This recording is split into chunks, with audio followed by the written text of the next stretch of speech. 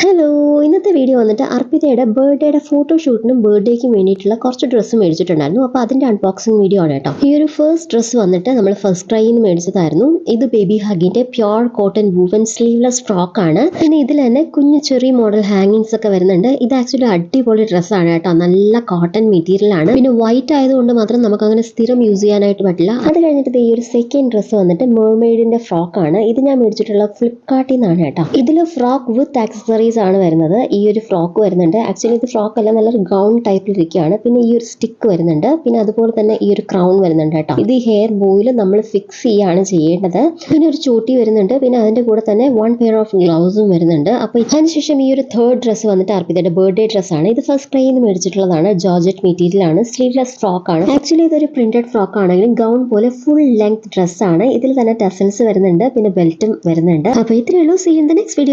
By.